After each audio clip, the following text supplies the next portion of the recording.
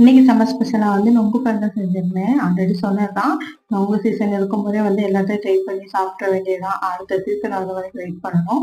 Already இன்னும் balance இருக்கிறது நொங்கு இளநீர் தான் இருக்கு. இன்னைக்கு நொங்கு பால் செஞ்சு சாப்பிடுவோம்னு சொல்லிட்டு சிஸ்டர் எப்பவும் போல பாதாம் பிசினும் சீனும் ஊற வச்சிருந்தேன்.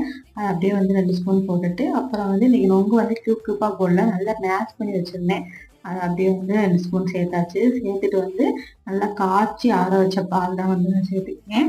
அதுக்கப்புறம் ஸ்வீட்னஸ்க்காக நான் கொஞ்சோண்டு நல்லா சேர்த்துட்டேன். சுகர்லாம் சேர்க்க மாட்டேன். கொஞ்சம் இனிப்பாக டயட்டு ஃபாலோ பண்ணுறோம், பாலெல்லாம் சேர்க்குறோம்னு சொல்லிட்டு கொஞ்சம் பயத்திலே லைட்டாக தான் சேர்க்குறது.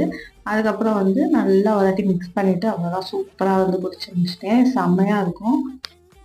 ஐஸ் க்யூப் சேர்த்துக்கலாம், இல்லைன்னா ஃப்ரிட்ஜில் கூட கொஞ்ச நேரம் வச்சு குடிக்கலாம். நல்லா சில்லுன்னு. நான் கோல்டுனால செய்யலை. அப்புறம் வீட்டில் எல்லாத்துக்கும் மொத்தமாக சேர்த்து கலக்கியாச்சு. ஏன்னா அவங்க சுகர்லாம் போடுவாங்க. சீனி போட்டு சூப்பராக கலக்கி வச்சுட்டேன்.